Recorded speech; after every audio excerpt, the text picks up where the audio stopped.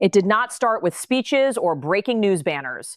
It started with fire tearing through the Tehran skyline and a shockwave that rolled across the city like a warning no one could ignore.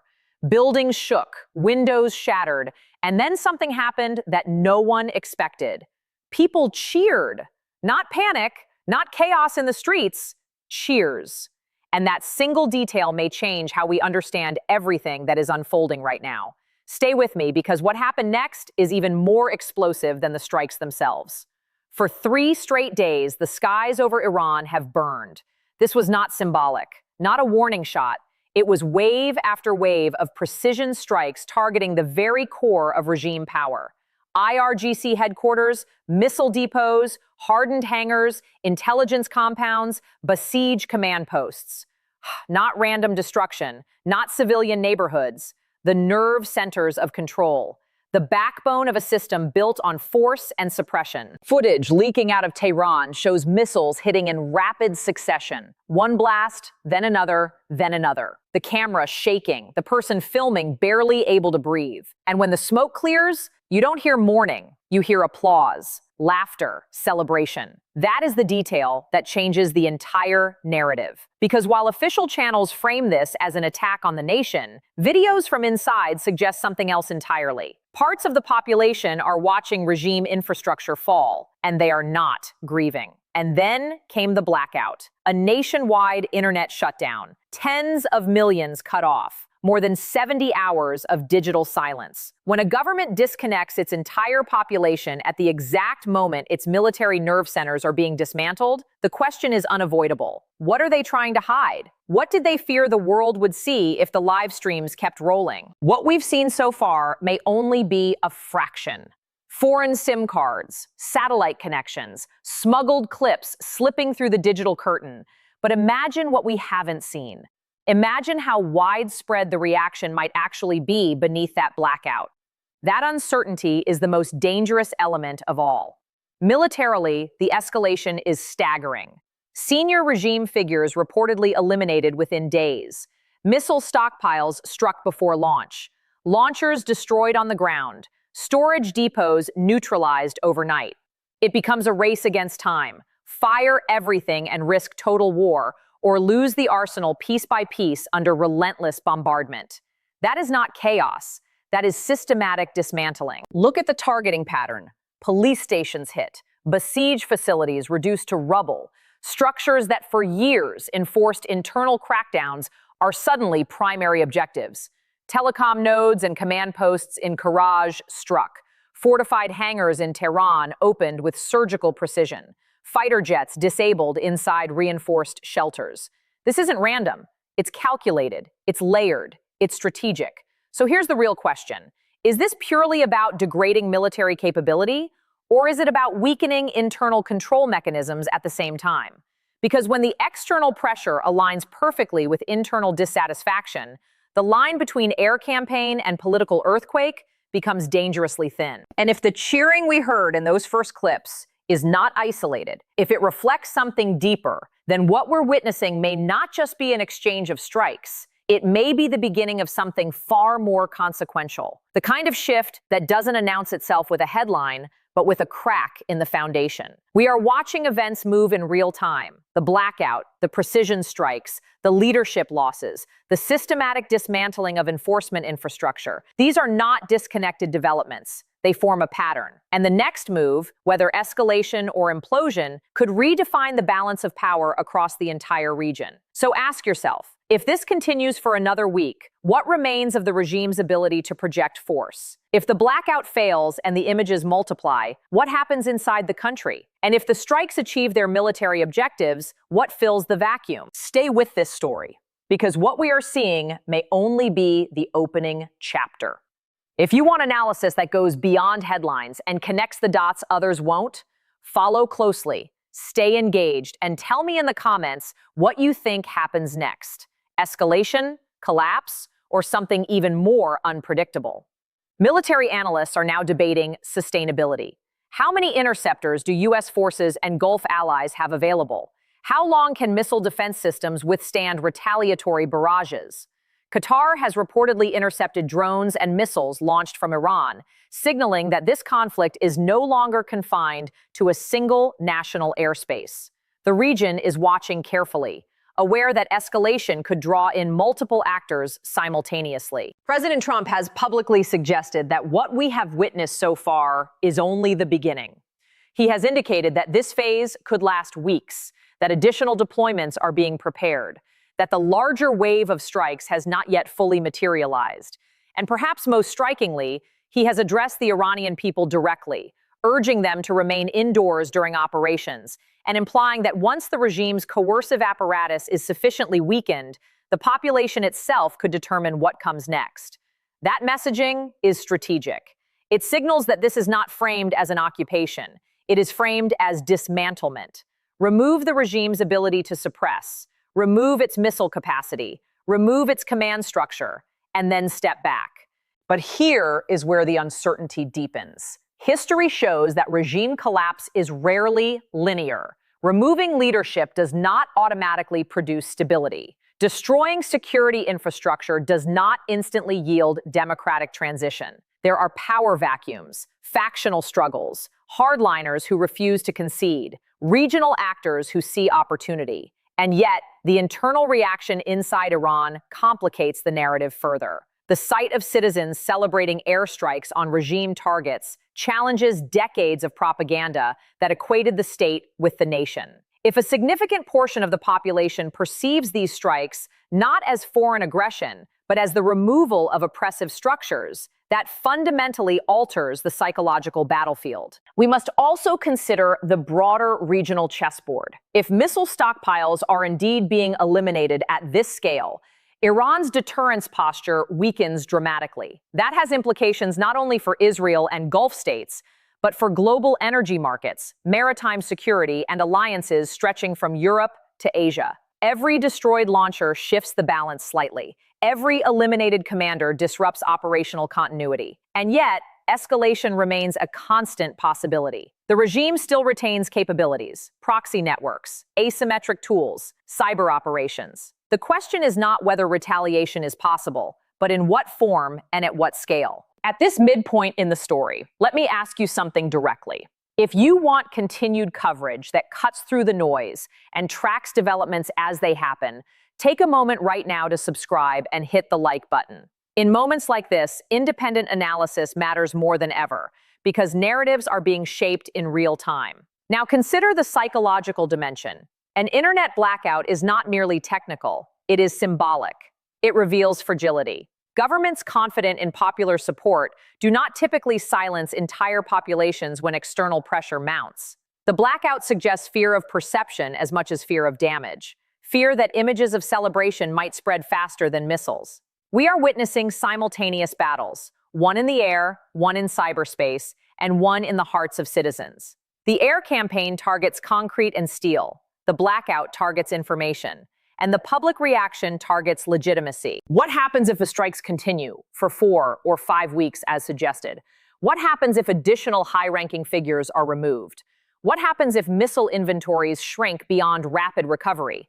At what point does internal dissent transform from scattered celebration into organized mobilization? There is also the question of sustainability on the coalition side. Precision campaigns require intelligence dominance, satellite surveillance, signals intercepts, continuous assessment of damage. Each strike sends a message not only to Tehran, but to other capitals observing quietly. It demonstrates reach, coordination, willingness to act. But the most unpredictable variable remains the Iranian people themselves. For decades, protests have erupted and been crushed. Demonstrations suppressed by the very police stations and besieged headquarters now reportedly reduced to debris. If those tools of suppression are weakened significantly, does that alter the calculus for citizens who have long demanded change?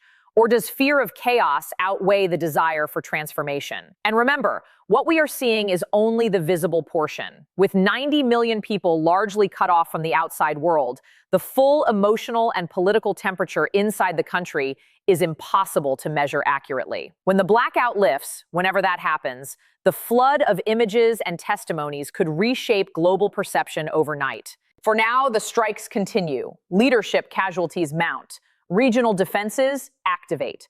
The coalition signals that the most significant phase may still lie ahead. And inside Iran, beneath the blackout, beneath the smoke rising from shattered command centers, something intangible but powerful may be shifting. We are not at the end of this story. In many ways, we are at the threshold. If you want to follow every development as it unfolds and understand the deeper strategic implications behind the headlines, make sure you are subscribed and have liked this video so you do not miss what comes next. Because the real question is no longer whether the regime is under pressure.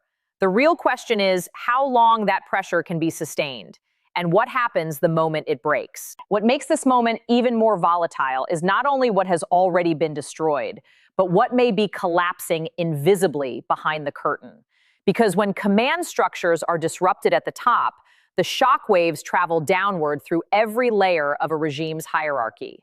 Field commanders lose direct lines to superiors. Intelligence coordination fractures. Decision-making slows at the exact moment speed becomes critical. In tightly centralized systems, uncertainty at the top breeds paralysis below. And paralysis in a military confrontation is not just weakness, it is exposure.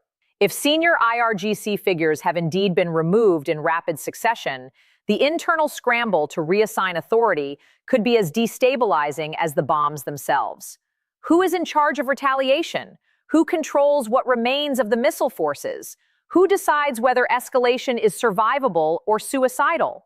These are not theoretical questions. They are being asked in real time inside hardened bunkers and emergency meeting rooms. At the same time, the economic pressure is intensifying quietly beneath the headlines. Insurance premiums for shipping through the Persian Gulf have already surged. Energy markets react to every rumor of missile launches and intercepted drones. Even limited disruption in regional oil flows can ripple outward through Asia and Europe within days. If this campaign continues, Tehran faces not only military degradation, but financial suffocation. Sanctions were already constraining the economy. Now, the possibility of extended air operations introduces the risk of infrastructure damage, logistical breakdowns, and capital flight. What happens to currency stability when citizens see their leadership unable to defend its own strongholds? What happens to internal confidence when rumors spread faster than official statements? And then there is the regional equation. Neighboring states are watching with a mixture of calculation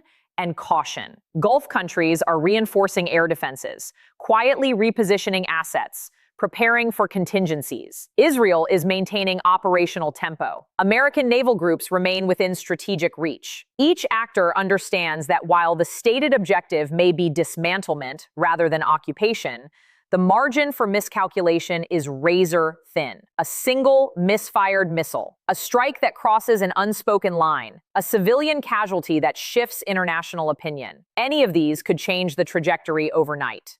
Inside Iran, the blackout continues to shape the battlefield of perception. In modern conflicts, information is power.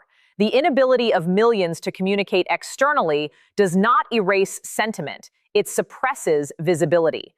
That means there may be simultaneous realities unfolding, pockets of celebration in some districts, fear and uncertainty in others, loyalty and resistance within certain factions.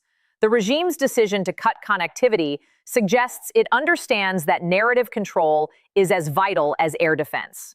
When citizens cannot upload, cannot coordinate, cannot amplify their voices, it buys the state time. But time for what? To reorganize? To regroup? Or to negotiate behind closed doors while projecting defiance publicly? There is also the possibility that internal fractures are widening quietly. Regimes under intense external pressure often experience elite splits. Some officials double down, urging maximal retaliation. Others begin calculating exit strategies. History has shown that the most dangerous period for any authoritarian system is not when it appears strong, but when it appears strong while privately doubting its own survival. If senior leadership losses are as severe as reported, mid-level figures may already be weighing loyalty against self-preservation. And when fear spreads upward instead of downward, cohesion weakens. President Trump's messaging has added another psychological dimension. By directly addressing the Iranian population and framing operations as temporary dismantlement rather than conquest, he is attempting to separate state from society. That rhetorical strategy is designed to erode the regime's claim that it embodies national identity. Whether it succeeds depends not only on military outcomes, but on how citizens interpret events once the blackout lifts. If images of precision targeting and selective strikes dominate, the narrative of surgical removal may gain traction. If civilian harm narratives take hold, the regime could reframe the conflict as foreign aggression. Meanwhile, military logistics continue in the background. Precision campaigns of this magnitude require constant refueling, real-time intelligence fusion, satellite guidance updates, and secure communications across multiple commands. Sustaining that tempo for weeks demands political will and operational discipline. The coalition appears confident for now, but sustaining air superiority is not the same as achieving political end states. Dismantling infrastructure is measurable. Transforming a political system is not. And what of retaliation beyond conventional missiles? Cyber operations remain an open front. Disruption of financial systems, energy grids, or communications infrastructure in allied countries could expand the conflict without visible explosions. Proxy forces in neighboring states could be activated to create pressure points far from Tehran. Maritime harassment in strategic choke points could intensify. Every asymmetric lever remains on the table. So we arrive at a crossroads defined not by a single explosion, but by accumulating pressure. If missile stockpiles continue to shrink and command networks remain disrupted, deterrence credibility erodes. If deterrence erodes, regional adversaries grow bolder. If boldness meets desperation, escalation accelerates. But there is another path, less visible but equally transformative. Internal momentum building quietly beneath the blackout. The destruction of police stations and paramilitary hubs could reduce the regime's immediate capacity to suppress large-scale mobilization. Yet mobilization requires coordination.